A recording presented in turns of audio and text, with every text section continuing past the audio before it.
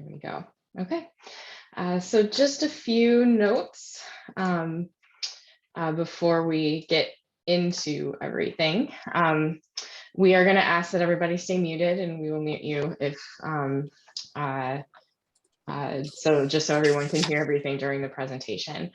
So feel free to either use the chat or to wave. You can use the little wave function at the bottom of your screen if you have any questions. And we do want this to be casual, so please feel free to ask questions at any point if you need clarification or anything like that. And Sierra Staley, our program officer, is going to be monitoring the chat box during the presentation. So I'm going to hand it off to Dan Ross, our president, to welcome everybody today. Thank you, Sarah. Good afternoon, everyone. It's nice to be together with you, even if it is via Zoom. I had hoped maybe we would be past this, but I think we're also learning that this may be an option that's with us for a while because it works better for some people. So thank you so much for taking the time to join us, and thank you for what you do. I'm hopeful today that you'll learn a little bit more if this is your first time going through the process on how to become a part of the Community Grants Program. And if you've been with us multiple times, thank you for coming back. We are thrilled to get a chance to work with you and partner with you, and very grateful for all the work that you do. So with that, I will turn it back over to Sarah. Thank you. All righty, thanks, Dan. Okay, so our agenda for today, we've already welcomed you. So now I'm going to do a quick overview of our grant making programs, and then Sierra Staley will talk about In Youth We Trust, which is our youth philanthropy program. And then James Patterson, our program director, will get into the nitty gritty of the community grants application. So this is a chance to really hear about all the bits and pieces and all the details and things like that. And then we'll have plenty of time for questions at the end. So don't hesitate to ask. All right, so community grants. I think the first important thing to know is that there are no significant changes this year. This is, I think, the first time in 6 years I've been with the foundation that we haven't made any sort of drastic change. So I think we finally reached an equilibrium. But we do still have the additional COVID question. We asked last year, how is the COVID pandemic impacting your organizations? And we know that it's still going. So we updated a little bit to kind of ask you how your organization has done in the last year, how it looks now compared to the beginning. Do you feel like you're recovering? Things like that. And the reason we ask that is, one, we want to know, and we want our reviewers and our board members to know as well. We have been kind of keeping them updated, in particular through the surveys that NCME has sent out. And we thank you for your all the time and thought you put into completing those surveys. They are incredibly helpful. But you guys tell your story better than we can. So we want them to hear about the impact in your own words. So that question is still in there, but otherwise it's all pretty much the same as last year. So you can see on the screen here is the information on the background of the program, or all the numbers for the last year's program. We awarded 1.3 million to 67 different projects. And like always, there's not enough money to go around. So we were able to award about $1 of every 3 to 4 that was requested. So you can see up in the corner, it says, it shows the average grant size, which last year was $19,546. That's a really important number because it stayed consistent within $500 for the last 3 years. So that really truly is a very good ballpark. We purposefully don't put any an upper limit on the amount you can ask for, because we don't want to kneecap a program before it even gets started. If you've got something really cool and it's kind of expensive, we still want to hear about it. But do understand and recognize that our committees are working with a budget. So that budget you can see down in the corner here where it says total awarded. That's how much money each focus area has or about the same amount every year. So keep in mind the amount that your committee is likely to be looking at, and the range and minimum and maximum that they have given in the past. So the FY 2020 community grants by the numbers This shows you both the average amount for each committee and the range of the awards. So for example, if you look at arts and humanities, the average grant was 11,000, but they did award up to 40. But then education, which is our strategic area, where they get 50% of our unrestricted dollars, their average grant size was almost 30,000 and the highest was 95,000. So keep all this information in mind. And this is all information that is available in the grant guidelines, which are on our website, as well as the grant report. So I will throw those links in the chat a little later on for you to look at, but you can always find all of this information in our resources section on our website, so cfnil.org. All right, so I just want to take a quick moment to thank all of our donors. The folks listed here have given unrestricted or mildly restricted gifts to the community grants program. And their forethought and generosity is what allows us to give in this way. And then we do have a couple of what we call named funds. These are funds that have a specific purpose in mind. So they are not necessarily specific to an organization, but they do have a slightly narrower purpose. So for example, the United Cerebral Palsy Black Hawk region, that those dollars are services to persons with developmental disabilities, especially activities that promote inclusion. And that last piece is important. So we just want you all to be aware that these funds exist and that our focus area review committees will be looking for projects that fit these criteria. You don't need to do anything special to apply. You just, the criteria is actually baked into each focus area. So, you know, the cerebral palsy money is in human services. The Lundian historical preservation is in sustainable communities. But we just want to make sure y'all are aware that's out there, and that is something that we're looking for very specifically. So, all right, so I'm going to hand it off to Sierra Staley to talk about In Youth We Trust. Good afternoon, everybody.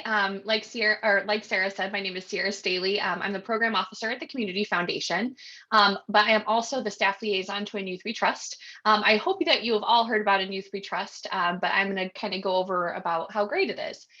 So In Youth We Trust is the Community Foundation's Youth Philanthropy Council for high school students in our 4-county area. You can see a beautiful picture of some of them on our screen, along with some of our grantees in the past. So this program primarily focuses on grant making, volunteerism, leadership skills that really equip students to enact positive change in the future. And we're firm believers that if you expose kids to philanthropy early, it's going to be something that's primarily focused for them going forward in their lives. And we hope that they make that a primary focus in their future. This program does mirror the process of community grants. So you can kind of view them as a mini us, so to speak. So they have up to $20,000 every year to award to local youth-led organizations for their community projects. And youth-led meaning that the youth, so it doesn't matter how old they are, can apply to this program for funding. So we've had students that were maybe 6 years old applying to this. So they apply, they plan, they execute the grant. That application will open up on January 18th and it'll close on March 1st. Also, if you happen to know of any youth that you work with your organizations, and this is a really great way to engage them into a specific process and to get them really engaged, but also to help transfer that knowledge that you all have about the nonprofit community with the younger generation, and being able to share with them that information about how to write a grant, how to plan for it. Because I know in college, I never learned about grant writing. I never knew the technicalities of it. So this is a really great way to kind of transfer that knowledge. Also, if you happen to know of any youth-led projects in your community that could benefit from these funds, please send them over to our website, which is listed on here. Also is my email if you wanted to give that to anybody. But also in conjunction with our regular grant cycle for youth-led projects, the council again this year is going to be offering a grant cycle specifically for nonprofits, and these can be adult written.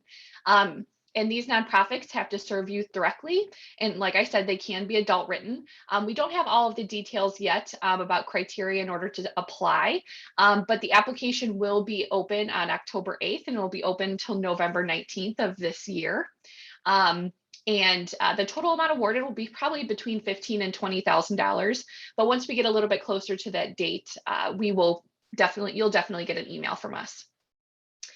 Also, if you happen to know of any high school students that you think would be a really great fit for this council, please send them our way.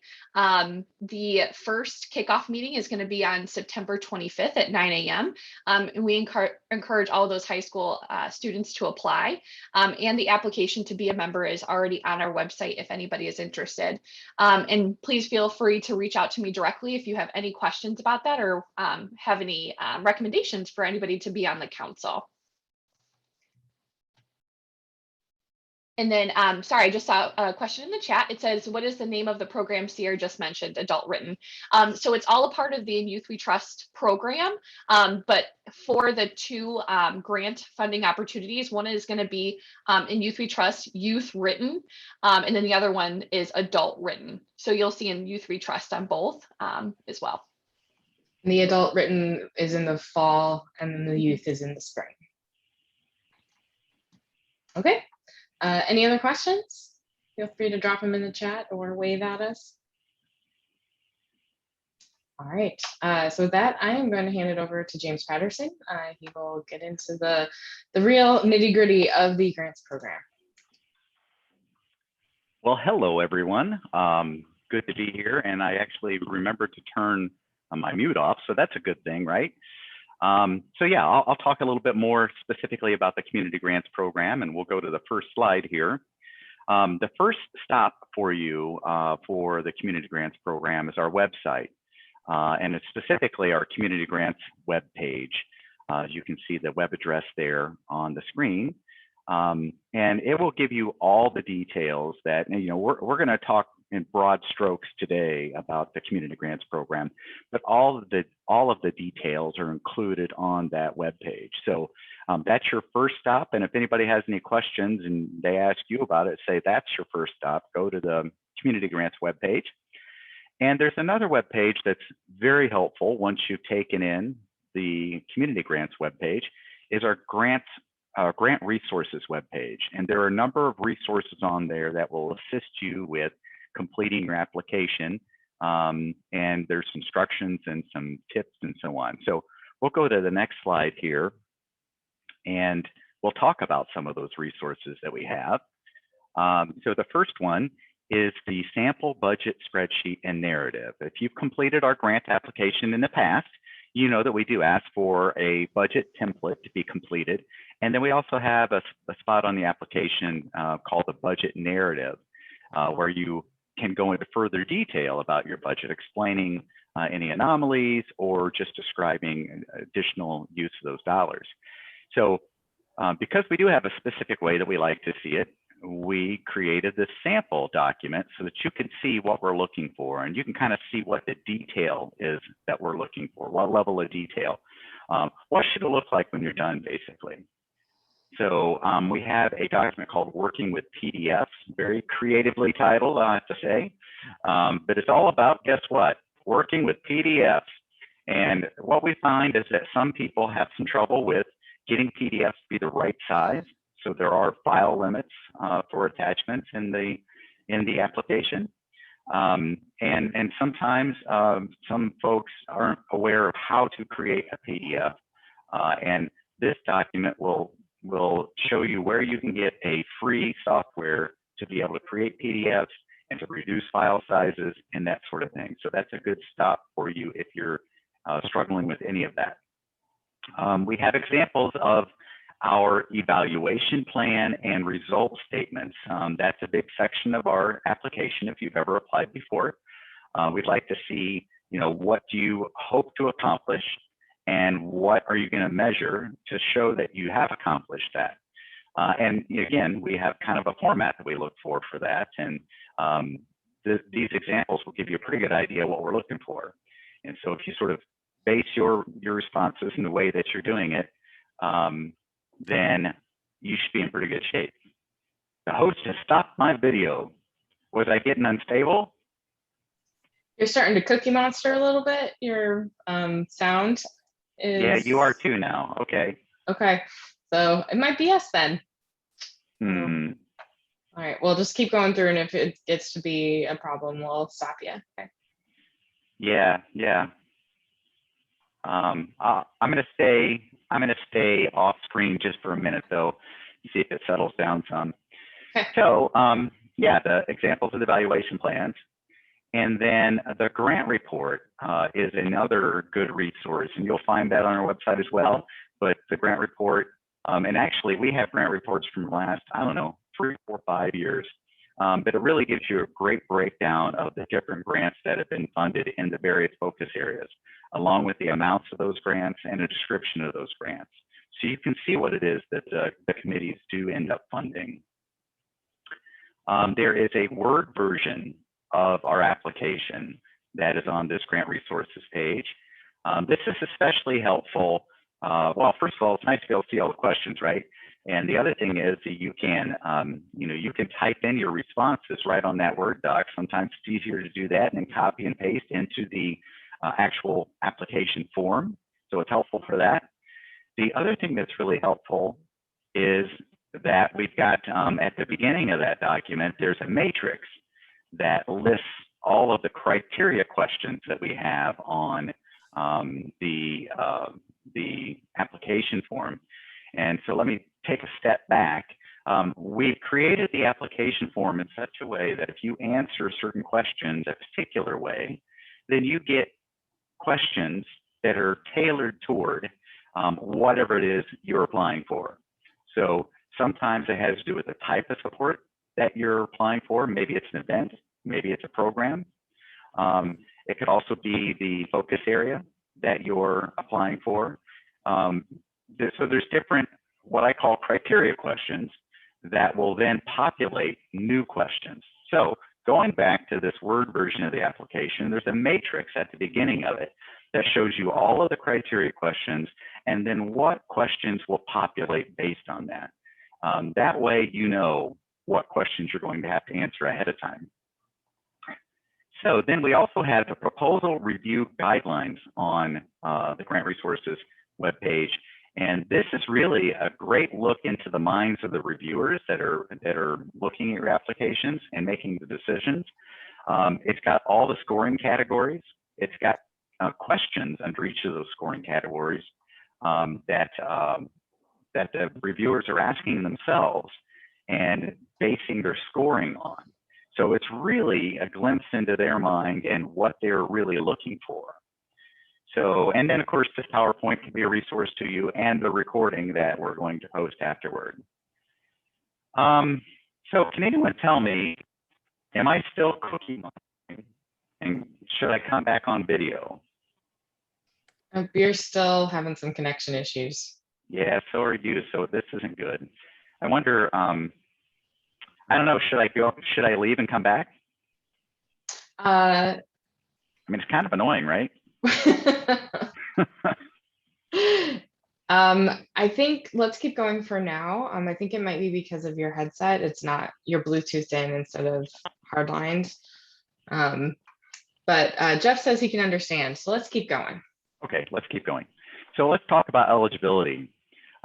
Eligibility is that you need to be a 501c3 nonprofit organization or a religious organization or a unit of government or a public university or college to be able to apply. And you have to be for at least a year to be one of those organizations.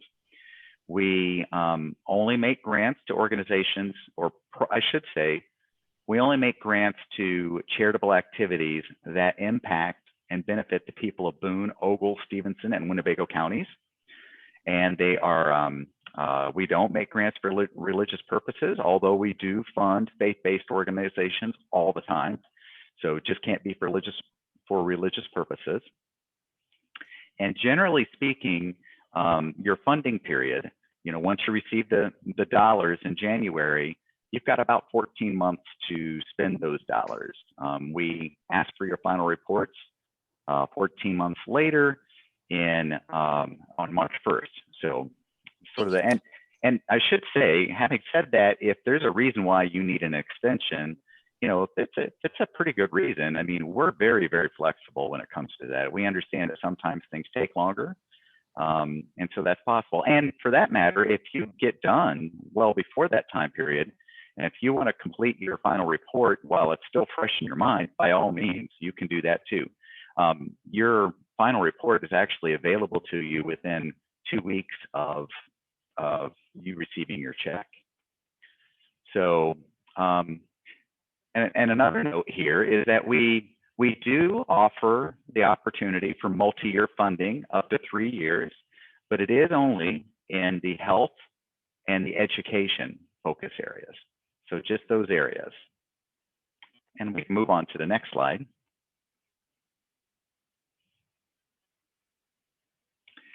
So it's really important, another piece of eligibility is to be current on your reporting to the Community Foundation. So if you have an open grant, just meaning you have not completed the final report that every grant requires, if there are two different ways. Well, first of all, if you finished your program, the best thing to do is to complete your final report. So if you have a grant from the fall of 2019, you'll use the Google form, and we had sent all grantees access to that form along with an instruction document.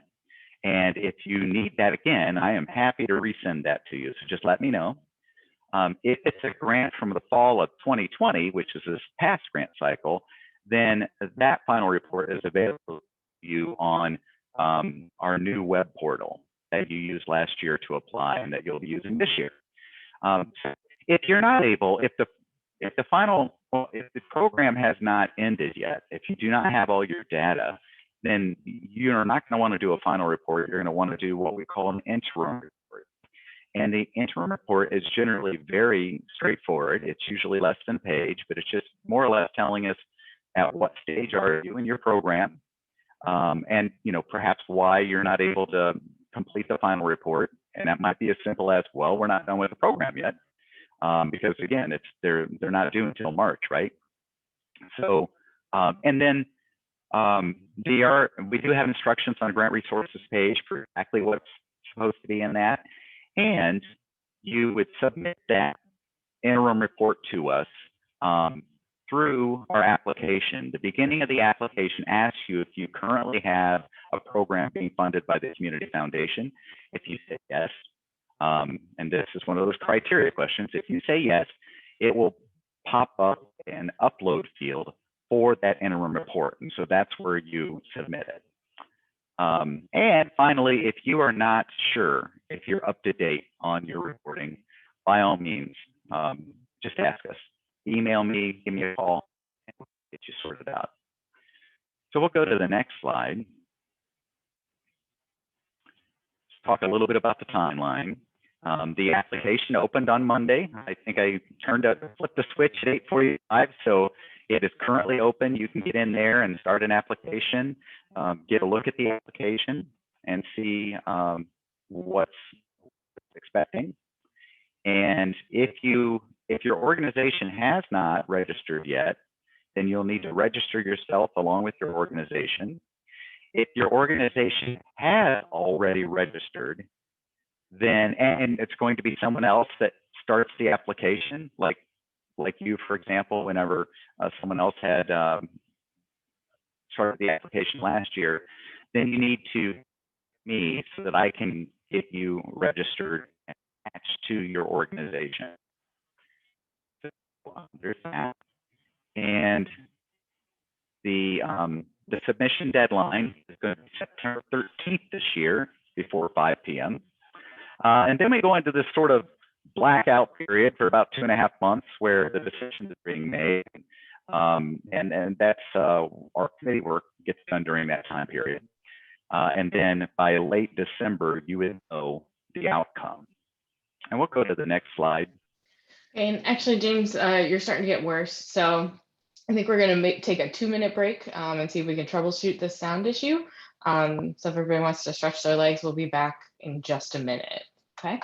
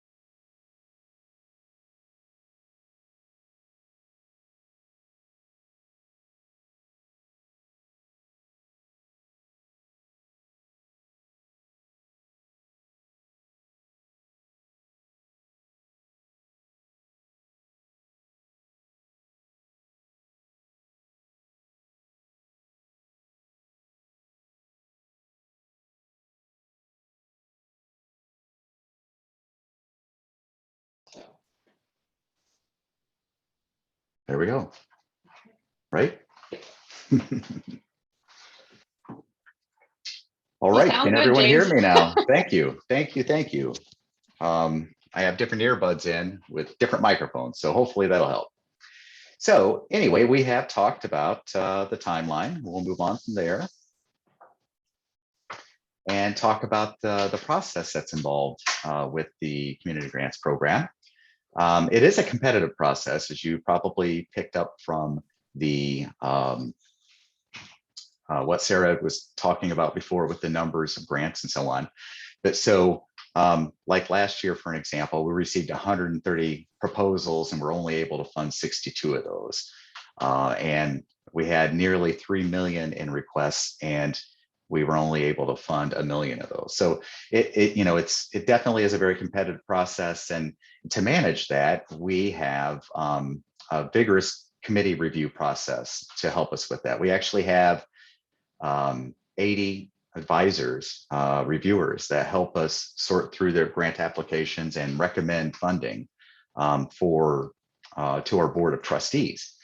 And actually, it's just the committee that does this. The staff has no role in that except for facilitating the discussion. So there's this process where the committee, they review all the applications ahead of time, then they get together and they meet and discuss and determine which proposals will be recommended to the board. And then the board, after their review, then they approve or deny applications. So there is a vigorous process there to do that. And we really try to and pride ourselves on being fair and objective and trying to make sure that every applicant has a equal chance in order to receive a grant application or grant from the Community Foundation. And part of the way we do that is through that community process that I just mentioned. The folks that are serving on those committees, we have a couple of board members usually on each one, but then the rest of the folks are just people from our community, just like you that are involved in the process. And we also have a very strong conflict of interest policy. So we, at the beginning of the year, we ask every reviewer to complete a form that indicates any organizations that they may have a conflict with, they are associated with in some fashion that may apply for community grants funding. And then in the meeting itself, we ask them at the very beginning, do you have a conflict with any of these organizations? And if they do, when we discuss those organizations and their proposals, that individual leaves the room so that it can be free exchange of ideas and thoughts regarding that proposal. The other thing we do to try to prevent any sort of undue influence from applicants, and the idea is that we want everyone to have the same opportunity. So is we keep the membership of our committees anonymous. So that's a piece of it there. And then we have a kind of a policy about advice to our applicants from Monday, this past Monday, until the checks are distributed in late December. We won't have meetings with applicants. Now, that doesn't mean you can't communicate with us. You can give us a call or email us, when you have questions about the application and what we're asking for in a specific part. Maybe you have a question about the budget sheet, something along those lines. By all means, please contact us. So we'll go on to the next slide here with and talk about our portal registration process. So you can see that, first of all, the email address that you use doubles as your username. Therefore, it's going to be case sensitive. So however you type it in that first time when you register, make sure you always type it in that way. In this case, it's all lowercase, and I would need to do that every single time. And then, if, as I mentioned earlier, if your organization has not registered yet, you'll need to do that first. Get one person to go in and do it. Don't have two people do it simultaneously, or you'll create a duplicate organization. That's important. And I've already had a couple of calls, actually, people that were having trouble with the registration. So the sooner you do that, the better.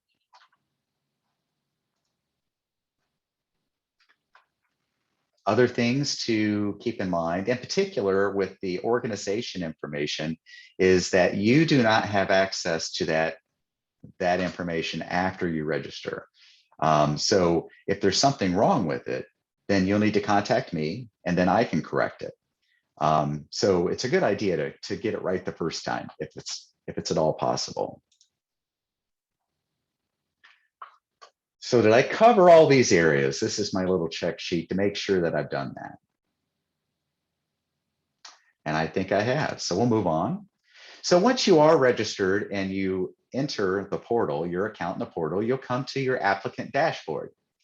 And the applicant dashboard, as you can see here at the lower part of it, that large red circle is pointing out where you will see your active requests. Those are the ones that you've been given a grant and you haven't completed a final report for yet. And then the historical request tab, and that'll be anything that's been completed or any declined applications will be in there. Now, we currently don't have all the grant history loaded in there yet, but it's our goal to actually have all that, even from the old system, at least back to like say 2015 in there, so you would have access to all of that history. Let's see. So you also have the apply page, or you have the apply button up at the top there. You click on that and it will take you to the apply page, which is what we have here on the screen now. And this is where you actually will get to the applications that you may complete. But the large red circle is calling our attention to these blue links that you see there. So there's a blue link that says applying for funding, one for how to use Collaborator, one for Collaborator for adding users to your organization. These are all help documents or resources. So for example, the applying for funding, you click on that link and it'll take you to an instructional video on how do I apply for funding. And then the other two blue links there have to do with the Collaborator tool, which we'll talk about in a minute. But one of the things I really like about this particular software in this company is that they do have these very well-developed tutorial types of resources. Let's look at the preview button in the lower left-hand corner here. The preview button, if you click on that, it's going to bring up sort of a preview of the application form. It'll look very much like the application form.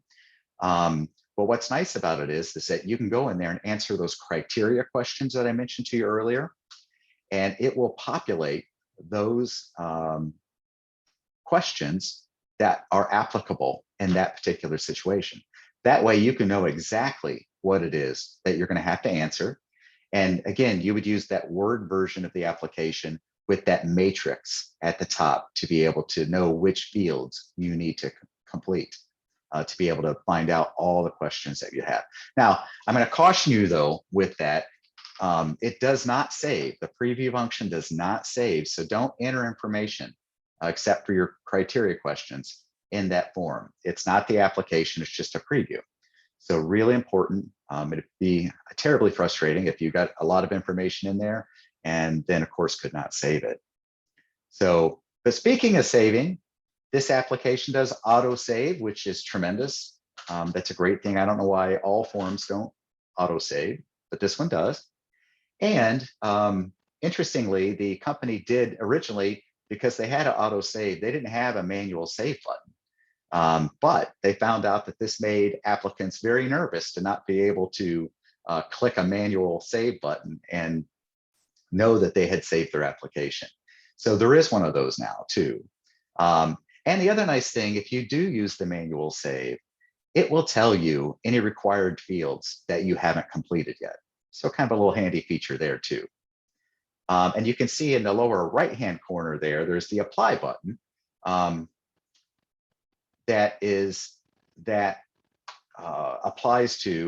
corresponds with the Community Grants Program Fall 2020 application on this particular, this is a screenshot from last year, but but there could be other applications that are lined up underneath there as well. And if they're open, then they would have an apply button as well. So you click that apply button and that would take you into the application itself.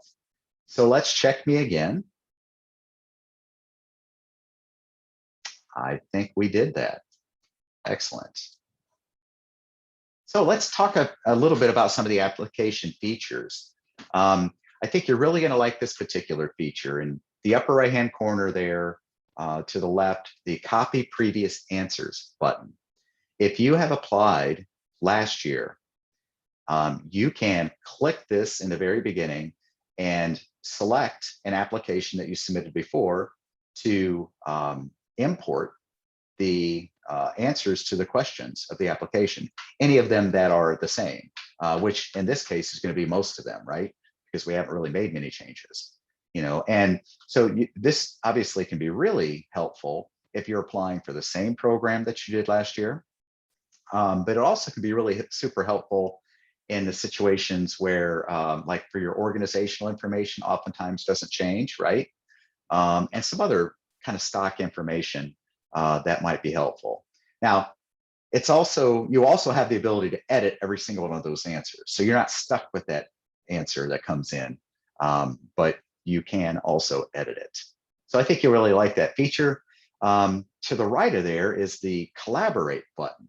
And the Collaborate feature, the way that this particular software handles users, web users, and organizations is a bit different than the previous software. It does it sort of on a proposal by proposal basis rather than by an organizational basis.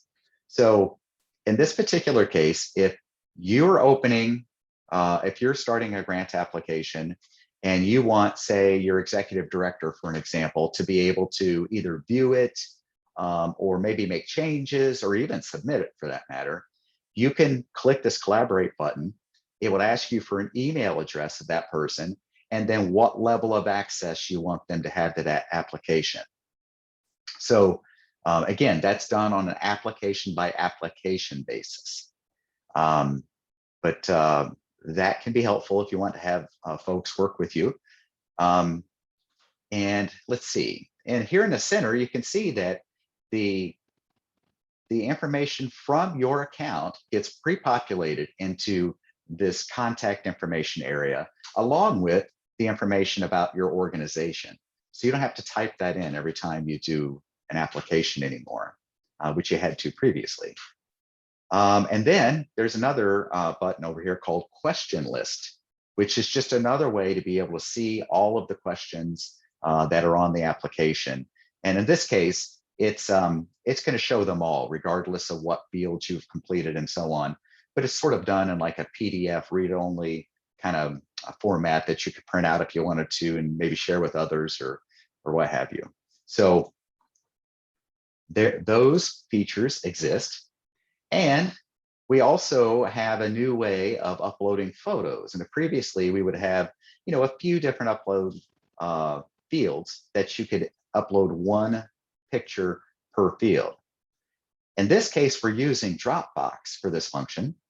And it's what it allows us to accept more pictures from you. You can load up to 10.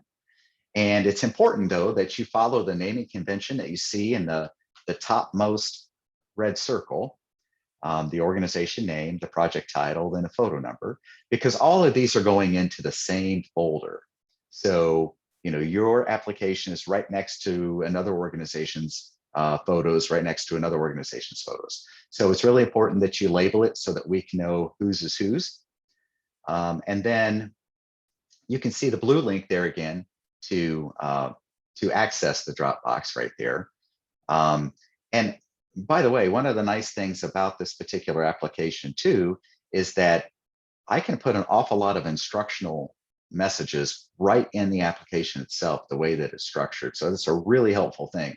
All of this is typed right into the application. So, oh, and another important thing about the photos that you might submit, if they are private, if they are photos that you do not want us to share with the public, maybe you don't have releases for some of the people that are in them, or any other reason at all, actually, type "do not use" into that file name so that we know not to use those. And here's just a view of what the Dropbox looks like when you go into it. And you can see that the naming convention has been used there. And you can see the do not use is an example there. So did I talk about everything? I think I did. Yep, sure did. Onward.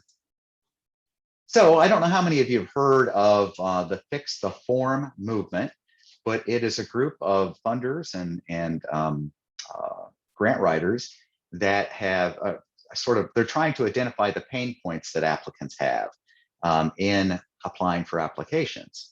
And one of the big ones that's very easy to remedy in many cases, is just to share the application form ahead of time, they said. So now we've been doing this for years. We've almost always had that application out there where you could take a look at it, or at least be able to look at last year's version, even if the new one was going to change a little bit. So that's something that we're doing. And one of the other things we learned from the Fix the Form movement is that apparently another big pain point that has a fairly easy resolution is that character limits can really be a problem. If you're trying to fit your wording under a certain number of characters, that's a lot of time sometimes spending doing that. So we've increased all of our character limits. We've basically, the rule of thumb I used when I did it, I just doubled them all. Now, that doesn't mean that we expect you to double your response, of course. Won't want you to look at it that way. The same response you would have given in the past is the same response you want to do now. We just want it to be easier on you. We want you to be able to not worry about parsing words. We want you to be able to put your response in there the same as you would have otherwise. So, and another new feature that I think you're going to like is that now the fields, well, most of the narrative fields, the longer text fields, have the capability of using the rich text editor. So you can use bold, you can use bullets, you can underline, those kinds of things. And the other thing is that when you copy and paste from, say, a Word document that has that formatting, it's going to accept most of that formatting rather than just putting it in as plain text. And I know it's really helpful sometimes to be able to have bullets to pull things out, makes it easier to read.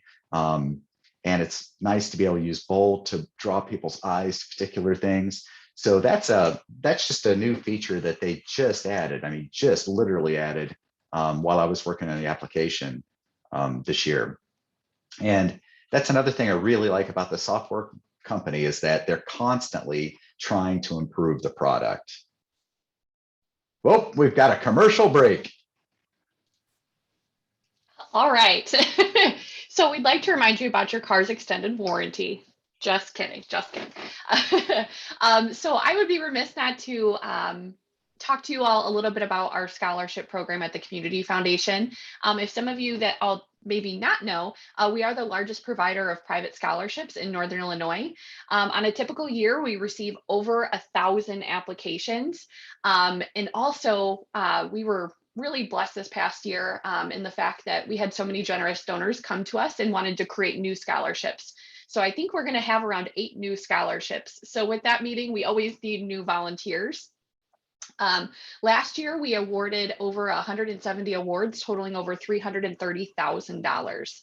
A lot of the scholarship reviewers, and some of whom may be on this call today, they always say that this process is it restores their faith in humanity, because the students in our community and what they're doing, and they're just amazing. They're absolutely amazing. So if you happen to be interested in wanting to review scholarships for us, it's a pretty easy process. The first thing you would do is attend an introductory advisor recruitment meeting to learn a little bit more about what we do and the scholarship program.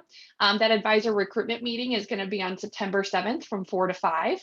If you are interested in that, please email me or email Sarah or James or I. And then what you do from there is that you review and score a batch of applications online. We don't hand you 1,000 applications or anything like that. We review them into committees. And that happens in the spring. And usually our typical advisor spends around 15 to 20 hours reviewing them. And then you just attend one in-person meeting to discuss scores with a small committee, and then they get recommended to our board of trustees. So if that's something that you're interested in, please let me know. It's a really exciting process. And I will give it back to James for the weather. All right, this is at least as exciting though as the weather, I'm sure. But I've got a few tips for you completing the application. It's really important that you begin the application in the account of the user who will be the primary contact. You remember I talked a little bit before about the way that the software handles an organizational account and an individual's account. So if you're going to be the main person, you start it, and then you use that collaborate feature that we talked about earlier to then invite others to be able to collaborate on that proposal. Of course, all applications must be submitted online. The Word version of the application is just for your convenience and not for completing an application. And then if you are, a lot of times I'll get the question, can I apply for a program if I'm currently being funded for that same program by the Community Foundation? And we haven't turned in a final report yet. The answer to that is absolutely you can. That's not a problem at all. We realize that perhaps the program's not over yet, and we definitely don't want you to complete a report until all of the data is in. However, what I would caution you is that the committee is automatically going to, because they know your proposal history. So they'll know if you have an open grant. And if they see that it's the same program, they're going to say to themselves and ask, well, how are they doing so far with the money we gave them last time? So it's to your advantage to put as much detail into that interim report in that particular case. And so I'm drawing a distinction between an interim report that's for, I talked about earlier, that's very, very short if it's for a different program. But if it's for the same program that you're asking for funding for, this is your opportunity really to sell them on what the results of your program really can be. So, and quite honestly, we have had grants that were, that maybe initially they weren't necessarily going to fund it, but after reading the report information, they're like, well, we have to fund this. This is making a difference. So just a note with that. And I oftentimes get the question, well, gosh, James, what focus area should we apply to? And sometimes, they're kind of nervous that if they pick the wrong one, then somehow it's not going to be considered or it's going to skew things against them. And I just want to encourage everyone or put to rest any need to be nervous, because if you just pick a focus area, it makes sense to you that your programming would apply to. And if we look at it and we say, gosh, that would be a better fit for this focus area or this committee, then we are going to move that for you. I mean, we want you to be successful. A note here about attachment specifications. We talked a little bit about this before, but for any of the upload fields, there's going to be directions in terms of the file size limits that apply for that particular upload. And they're different in different cases, depending on, for the ones that's asking for your audit, there's a higher level that you could get by with higher file size. Whereas some of the other one-pager kind of documents would be less. And the reason we have the limits on that is simply, it's a matter of the tax that it takes on the software and the database and so on. So that's a limit that we sort of can't avoid. But in any case, it will tell you what the file sizes are. And if for some reason you're having trouble getting a document down to that right file size, that's where you'd go to that the Working with PDFs document that's on our grant resources page. Few other things here. We do have a 3 application limit. So they do have to be unique, separate applications. So you couldn't submit the same application or 2 applications for the same charitable activity. But they do need to be unique, but you can do 3, and they can be in any focus area. I mean, It might be that all the work that you do is really in one focus area. And if you want to apply 3 times, you can for 3 different charitable activities. Oh, and yeah, here's a good note. If you have a supporting organization, or a good example would be an organization, nonprofit that has a foundation too. So we're going to look at the organization and the foundation as the same organization because they all support just that organization. So a point there regarding that. And I already mentioned the interim report upload field that's at the beginning of the application. So make sure to take advantage of that. So we used to have just 3 support types. So, types of things that would be supported. And those were a project, a program, or an event. And when you chose one of those 3, you might get different questions on your application that are tailored toward that. Like you might be asked the audience size that you expect if it's an event, or how you're going to recruit people to come to that event, for an example. So later we found that, when it's a program that we call a capital commodity type of program, that it's better if there are other questions being asked than some of the standard questions. So let me talk about what I mean by capital or commodity. So first of all, capital is probably what you're kind of thinking of, except that it's not for capital campaigns, it's for a specific primary purpose. So maybe a piece of equipment, maybe a small remodeling project, maybe a portion of a larger overall project, something that we can sort of take ownership of, a smaller portion that we would be able to fund most of it. So you can see the examples there. I mean, a van, we've done an awful lot of ADA compliant bathrooms, believe it or not. It's an important thing though. And those are the kinds of things that would be considered commodity or capital. So commodity is different. Look at this as sort of consumable items that there really isn't a program around. It's more or less you're distributing these items, and they certainly do good distributing in that way, but it's harder to do some of the measurement that you might do if you had an actual program where you're working with people over a period of time. So that's the idea there. And but I want to draw the distinction between that and a charitable activity that really is a program but has like a lot of supplies that would be consumable. So the example we have here, the art supplies for a painting class. Well, we really do want to measure what that painting class is, the type of effect that the painting class is having. So that would be, a program or a project. So some tips on the budget. This should look familiar to you if you've ever applied for a community foundation grant. And the first thing I'm going to say is that you can only enter data into the blue areas. And I've had people that have tried to enter into the white areas and become very frustrated that it's not working, right? It's not taking what you're entering. And so that's an important thing to know so you don't get frustrated. And another little tip is that your revenue should always equal or exceed your expenses. We have someone in a waiting room here. If you give me just a second, I'm going to admit them. All right, this should be coming on. So, but back to the revenue equaling or exceeding the expenses. You might wonder why would it exceed the expenses? You're asking for more money than what we really need. Not necessarily.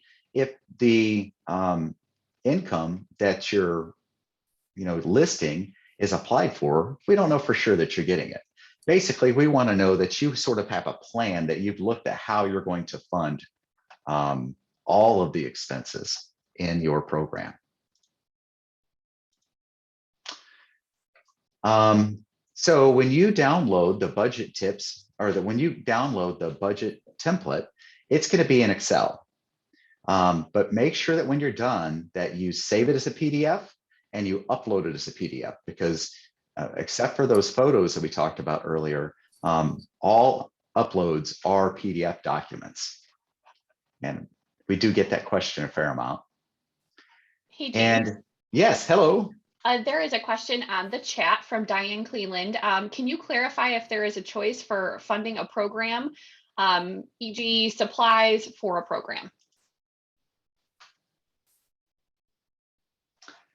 Yes. So the choice would be that instead of choosing your support type as program, you would choose capital and commodity. And but the reason you would do the distinction between a program and then a capital commodity might be that it could be consumable items that you're listing as expenses, but there's a program that's wrapped around it. So that example would be, say, an art class. We're really interested in what is the impact of that art class over, the time period of the full art class. But there are all these consumables that make up the main piece of it. That we would look at as a program support type. Being distinct from something like, say, you're buying a whole bunch of backpacks to give out to kids before they go to school, at the beginning of the school year.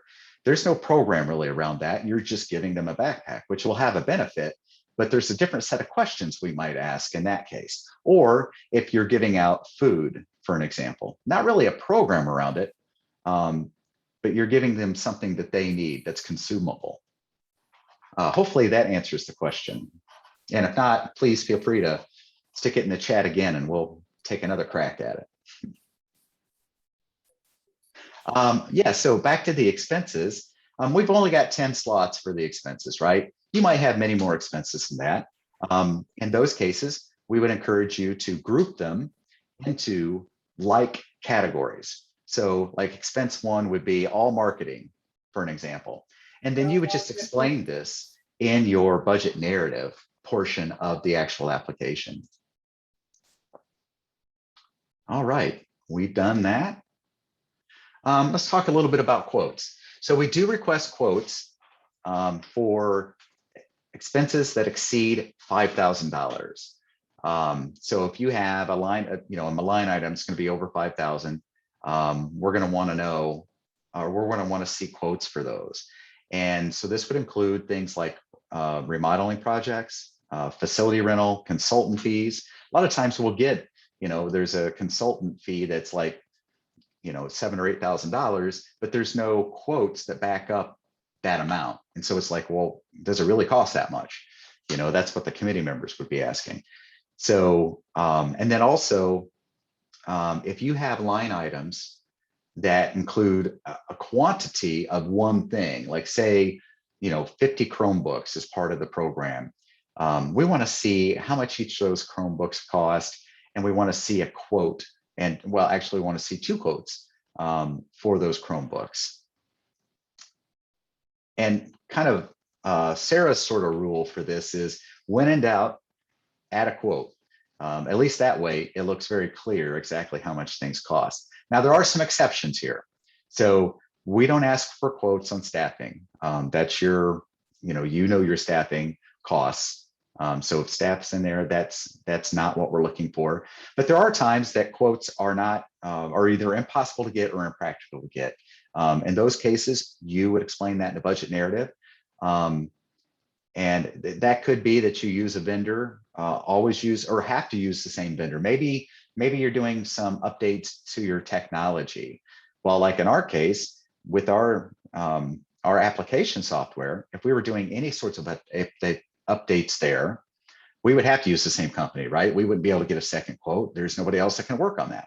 So if it's something like that. So, and if you ever have a question about that, by all means, please give me a email or a call. Let's talk a little bit about indirect expenses. So we know that there are indirect costs to any charitable activity that you do. These are the things that can't immediately be attributed to that program or project or event. So these would be things like utilities for the overall building. It could be, your general administrative support. We've got this handy little matrix here, kind of giving examples of some of the differences. So I think salary is a great example. So it's the time that the staff is actually spending on this specific charitable activity. But the time that the executive director spends on HR or managing people in the organization aside from the charitable activity would be indirect. However, if that is the same executive director taught a few of the classes in the daycare, the time that they're teaching in that daycare for that program, then that is a direct expense. So the main thing here is to really know what is a direct expense, because we're not going to ask you to say what your indirect expenses are and label those. That's kind of the point. It's really hard to know exactly how much of the indirect expenses are for that particular charitable program. So this is how we would like you to do this. Well, and I didn't say this, but I need to say this first. We will fund up to 15% of your overall expenses as indirect expenses. And here's how we would like you to determine that. So first, determine all of your indirect expenses for your charitable activity. Total up the cost of all of those indirect expenses. Multiply that times 0.15, 15%, right? Add a line to the budget and the expenses that's just simply labeled indirect expenses. You don't need to explain what it is, HR, whatever. You don't need to do that. Just indirect expenses, and put that amount in the amount column. And then make sure that you go back and you adjust the request amount to cover all of those expenses, right? We know that you have these expenses, and we want to be able to do our best, at least, to be able to try to fund our fair share of that to help you keep your doors open. Okay, so that's all of that stuff. Now what I want to tell you about is some workshops that we'll be doing, as we have done in the past, to talk a little bit more about our evaluation plan section of the application, the measuring results, and then the budget piece. Those seem to be two areas that sometimes people need a little extra help with. And we'd love to see you at one of these 4 sessions that we'll be doing, I don't know, via Zoom, maybe in person. It's hard to say in this world, it seems. So we'll certainly let you know that, though. But would encourage you to come to one of those. And then wanted to make a note of the grantee orientation that we'll be having for all applicants that do receive funding. And anyone is certainly welcome to come to the grantee orientation. We'll be going over similar information that we've gone over, but it's a nice refresher if you'd like to come. But we do require you to come if your organization has not received, if your organization has not sent a representative to the grantee orientation over the last 2 years. So, and we try to make it convenient by having multiple identical sessions. And in this case, 2 of the big topics will be, the reporting that's required and the publicity requirements. And then, of course, any questions you have about having a grant from the Community Foundation. Now we're to the questions part. We have a special guest for the questions. So if you have questions, we have some questions coming on here. Those have all been answered on here, James. Awesome. Either Sarah or I. Terrific. So then I'm going to guess that most of our questions have been answered, and if not, please, put them into the chat there. But we're going to move on to some questions we dreamed up that we do get asked from time to time. So, so one of the first questions here is, what is CFNIL's policy about including salaried staff time in proposal budget? Usually Sarah takes this one if she's available. James, she can't hop on. I can take a swing at it if you'd like, Go or for it. you can definitely fill in for Sarah as well. Well, let's let them hear another voice for a minute. So we, CFNIL's policy, and James and Sarah, correct me if I'm wrong, is we, salaried staff time should be part of the proposed budget. It's work that you're doing in support of the project itself, and so we would encourage you to include it. Absolutely. Great answer. Next question is, are there restrictions regarding grants that would be earmarked for facility purchases? Basically, just what I've talked about in the past. We don't fund capital campaigns. That would be a large overall project that we would only provide a very small portion. We would like to fund something if it's a facility, and maybe it's a portion of that facility. Maybe it's a particular room. Maybe it's furnishing a particular room. We've done that, like some educational rooms, by the desks and chairs and things like that for that particular room. So that's the way we look at that. Next question, are nonprofits eligible to continue receiving grants for the same program year after year? If not, how much of a break is required before consideration again? I can take a stab at that. So yes, nonprofits are eligible to continue receiving grants for the same program year after year. In the foundation's history, there used to be a requirement that there was a time off or a timeout, a break built in that you couldn't continue to receive year after year, but that no longer exists. That is correct. Okay, so if we have concerns that COVID will keep us from meeting our goal for a proposal for which we are currently funded, can we still apply for a new grant? And the answer to that is yes, you can. In fact, over the last couple of years, I'd say 75 to 80% of the grants that we've made are basically, they're needing to have amendments in terms of the what they had in terms of the goals that they had planned to meet. So many times they're not measuring up. Unless it was some of the simpler things like buying a piece of equipment or something along those lines. But most of the programmatic things, the people, you just can't get to the people like you would have been able to before. So absolutely, you can do that. And then any final reporting tips? Sarah has some really good stuff that she throws in here. I'm trying to think of what she throws in here. I can put it in there if you'd like. Yeah, go ahead, do That'd it. be great. Okay, perfect.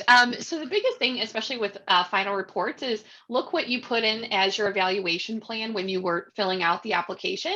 And then that way you can compare apples to apples. So if you say that, you were trying to get 100 people to the event, make sure you answer that directly. And also make sure to include any like anecdotal evidence or stories or pictures. We really love those. Sarah always talks about one in particular from Burpee, that there were parents and children at an event, and the parents were running around with butterfly wings and dinosaur tails. And then she couldn't stop talking about it because it was so great. But just anything like that we can share, that you can all share as well. We really appreciate anything like that in a final report, and so do our committees.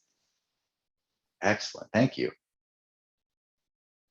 The only other thing I will say about reporting tips is there is space within the report to upload photos, which are great. There's also space to talk about what you learned in implementing the program. And there's a place to put unanticipated results that you experienced. And the part about what you learned is really great if things kind of didn't go exactly according to plan, and maybe some of your goals weren't met, but you had learned why that was, maybe, or adjustments that you'd like to make in the future to make that work. And we've even had, and this is not a fail, we've even had sometimes they come back with, this is not the appropriate way to try to make this change. It's just not the best approach. We have learned this, we didn't meet our goals. That's fine. We are not, we recognize that, well, we like to say failure is an option, is what we say. It can happen from time to time.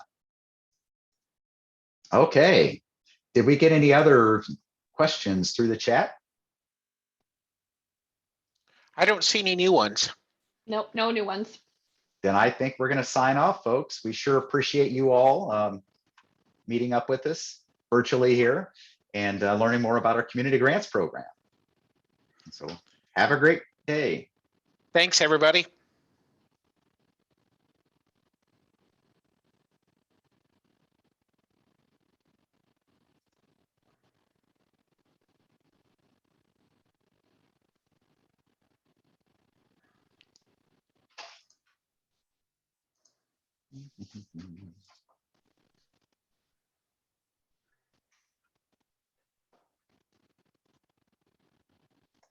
Where do I turn it off? Oh, I got to stop the recording first, don't I?